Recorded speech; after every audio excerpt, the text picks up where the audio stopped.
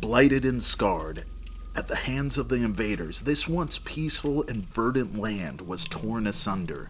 But when nearly all hope was lost, new spiritual protectors came to the island's aid. Fearsome, mighty, and adorable. Jagged Earth is the kind of big box expansion that other big box expansions tremble in fear of. Pretty much doubling the content of the original Spirit Island, it adds in 10 new spirits, whole kits to support 2 additional players, elemental tokens to keep track of, well, elements, and more minor powers, major powers, events, blight cards, fear cards, adversaries, and scenarios than you can shake a stick at. This beast has it all. What's really striking about Jagged Earth, for all its lovely girth, is that it's really just a more stuff expansion. I mean, sure, there are some new rules like isolation, which effectively cuts off a land from adjacency to all other lands, or there's Badlands tokens, which amplify the damage both to and from invaders in that land, and some really wild ways of building separated islands from one another. But it doesn't really change the fundamental avenues through which you're interacting with the game. It just really adds on to what the base game and Branch and Claw brought before, though it takes care to include enough events and terrain tokens so that you don't actually need Branch and Claw to sit this baby on the table. But what's most impressive is the continued creativity through which Eric Royce has taken this same framework, harnessed it in order to come up with even more absolutely wild and fascinatingly unique spirits, which is a big part of what makes this game so special in the first place. Jagged Earth's new spirits are every bit as compelling, if not more so, than the original 8.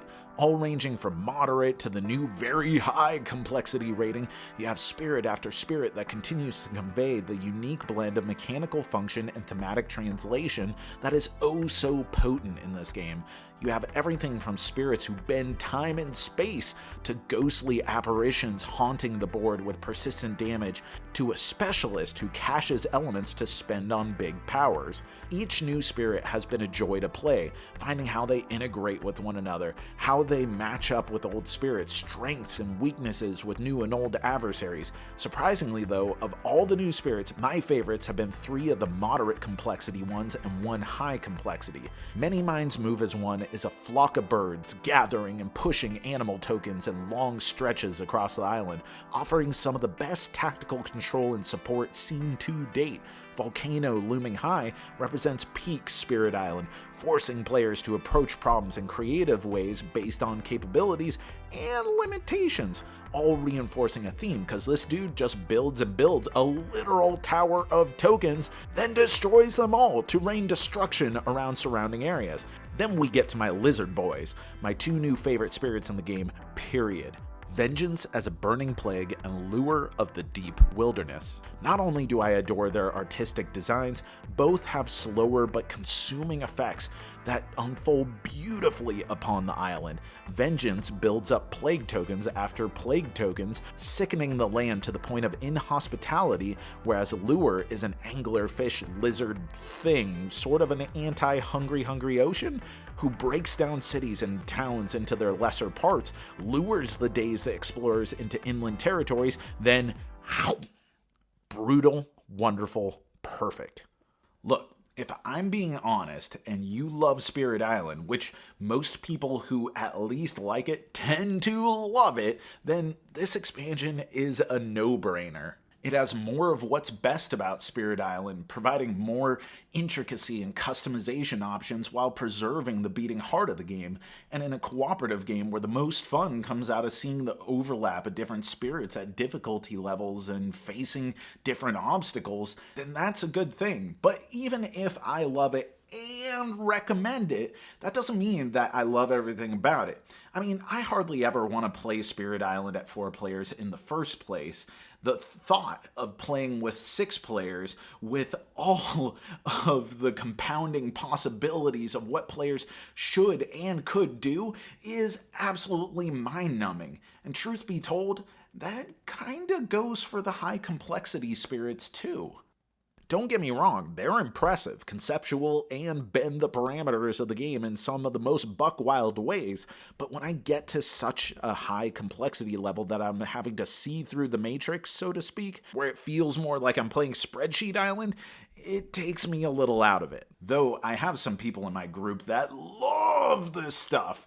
But it's a good thing that there are plenty of other spirits that feel robust and intricate, but are the right level of complexity for me. But that's kind of the point, right? This expansion offers new ways to keep the island feeling alive and wild, and it's impressive that the relatively simple framework continues to support such variety. While none of it is exactly beginner-friendly, as the expansion lacks low-complexity spirits, even going so far as to offer supplemental augmentations to the original 4 low-complexity jabronis, elevating them to meteor distinction, this expansion offers a bit for everyone. And I'd be remiss if I weren't mentioning the new power cards, which low-key may be the most intriguing mix-up that can happen to the game. With great artwork, thoughtful interactions, devastatingly powerful cinematic moments, and great new synergies, even if the new spirits dropped off the planet, these would keep the originals feeling fresh and new.